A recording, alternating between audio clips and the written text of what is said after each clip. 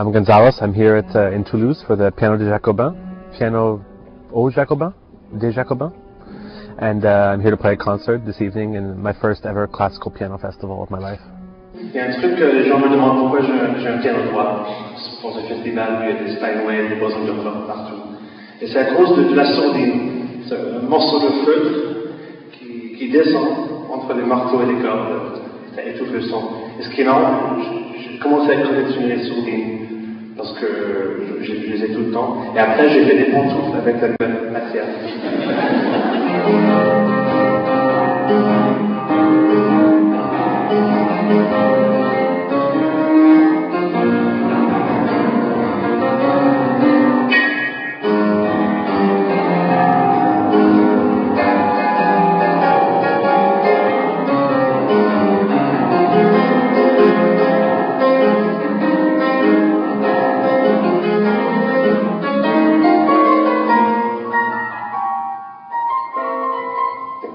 First of all, I left Canada because I was kind of failing. And it's like my music career wasn't working out in Canada, and it was really important to me that it work out. So I decided to kind of follow the advice of many people who said, go to Europe, because in Europe they're much more sensitive to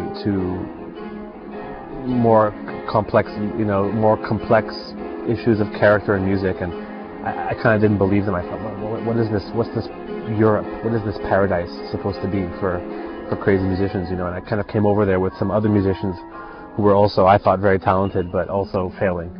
And we kind of went over there together to sort of see if this paradise really existed, And it did. So we all came over, and now we all have music careers that are more or less working, So first of all, Canada wasn't working out, but it's a great place to be. The problem is it's such a great place to be. No one has anything to complain about. And so there's a sort of lack of there's a lack of things rubbing up against each other to make, so you have to actually go to a place that's tense if you want to really feel this cultural vibe that we're missing in Canada.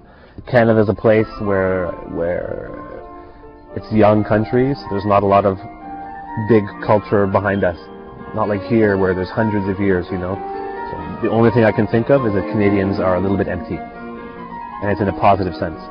Empty means we can take more than you. People who have the glass almost full of their own culture. Because we don't have one, maybe our glass is less full and we can take in more. I don't know. It's just a guess.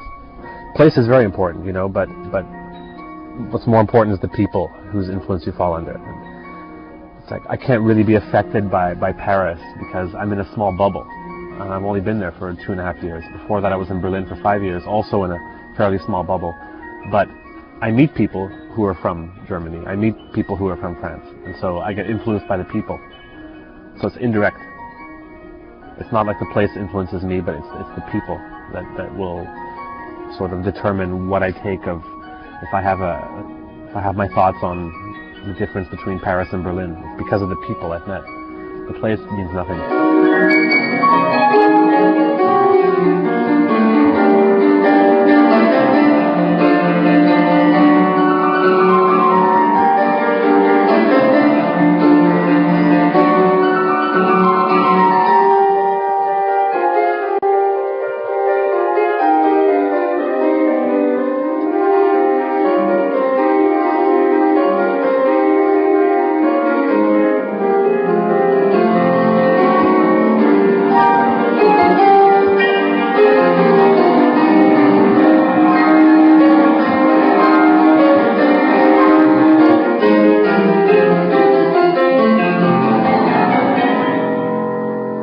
Music is melody, rhythm, harmony. It's very clear what it is. It's physical. It's scientific. It's style is style. It's like the equivalent. Style is like what people wear, and music is like their actual personality. There's a relationship, but there's no actual such thing as style. Really, it's kind of arbitrary. It's like country music goes ding digga ding digga ding digga, and rap music goes boom psh, boom boom boom psh, but it's all just notes. It's all just notes and how fast you play them, how high and low you play them. It's actually really easy.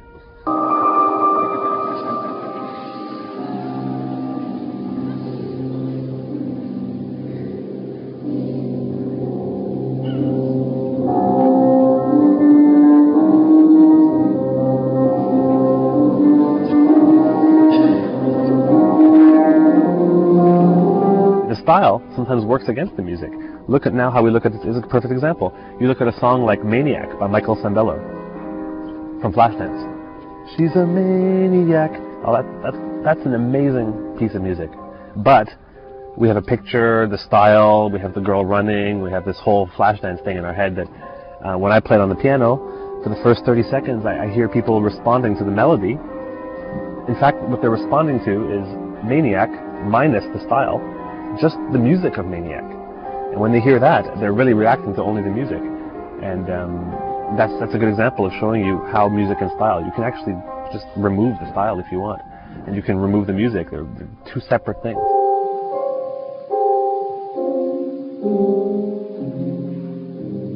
The structure of electronic music is usually very long songs with actually the only structure comes from the changing of rhythm and intensity and stuff like that. It's not really what I studied or what appeals to me. So electronic structures, no way. Hip hop and pop, yes, because it's simplified and usually only lasts 2 or 3 minutes. Electronic songs go 8-9 minutes sometimes. Yeah. But a pop song, a great pop song inspires me very much in terms of structure, and a great rap song as well.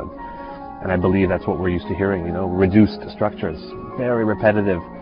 But you have to make sure that what you're repeating stands the test of being repeated. If you have that, then it's actually quite easy to make music in 2005. You just need a ringtone style idea, more or less, you know. And I think that's great. For me, I'm pretty impatient, you know. I like to make music quickly. I like to make ideas in music quickly, but I don't enjoy finishing so much. And so for me, the fact that music is getting more reduced is great for me, because I know I have the melodies and the harmony and all those secret weapons. And now they make it so easy for you that all you have to do is make a song of 3 minutes or a piece of music that's even 10 seconds on your phone. I think that's great. I've been doing ringtones now for about 8 months. I've been working with a company, not under the name Gonzales, but just because it's a great way for me to make music. And I give them these, I make like 40 ringtones in maybe 5 days, very, very, very quickly. And then I work with my producing partner to sort of get them into shape. And then we just submit a reel of 40 ringtones. And that's more or less the inspiration behind Solo Piano 2, to make a piano album that was of this time. Listen, my ringtone, always bad. Old school. I need yours.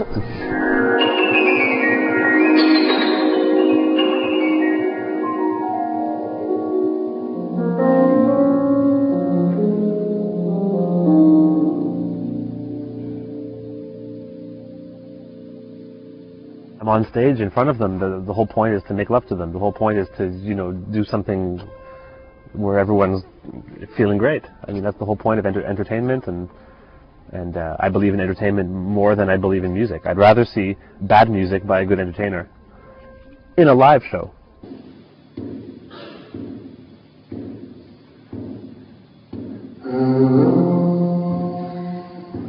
Ça répète. Puis ça descend. Puis ça remonte. Puis ça recommence. Ça répète.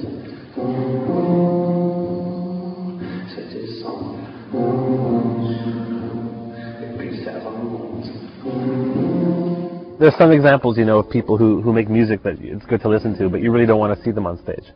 It's just boring. They're just not built for it. Certain people have the ability to go up on stage and entertain, or try to.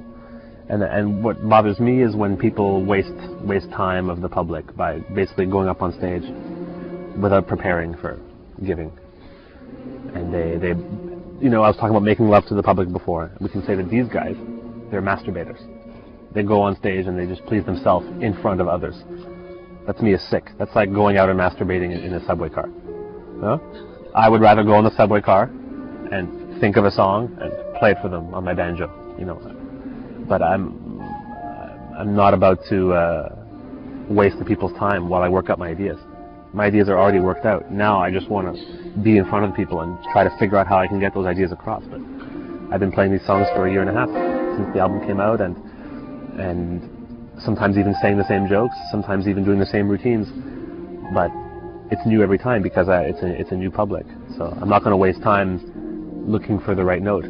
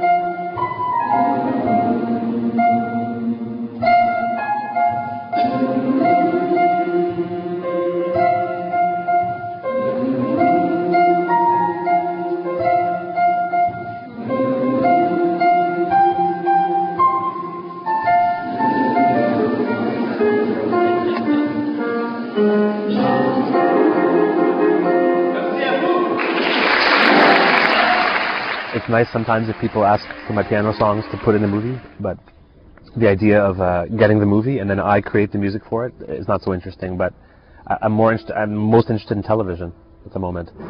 And what I'd love to do is be able to combine what I do with television. And television is much more interesting than film. I think the most creative things are being done in television. Even if you don't like them, they're the most creative. And you know, film is like classical music now. Yes. There's like a right way to do it, and it's like, oh, this great auteur and this sublime shit, and then meanwhile the really creative people are making crap on TV, but it's the most creative crap out there. It's like ringtones, you know. Just don't fight it. Don't fight it. This is where it's going. Everything's reduced, and if you're looking for, I'm happy because this myth of the great artist is going to go down soon, you know. Now it's just who's got the fattest ringtone, and I'm happy. That's like democracy for me, because what I don't like is this idea that there's like a class of artists who are recognized as being sublime, and the rest, you know, are characterized as being vulgaire. It's not fair. You know, everybody is both. Everybody is both. And what I do on stage, what I'm going to do tonight, is some very vulgaire parts to it. You know, musically vulgaire, and just vulgaire in many, many senses, you know? And that's always important to me. It's like, that's why I have to play the 80s covers. That's why I have to take the piss constantly. Because I refuse to be this artist. Because it's a myth. And it doesn't exist. And real artists, they just shit music. And if it's not good today, then it's good tomorrow.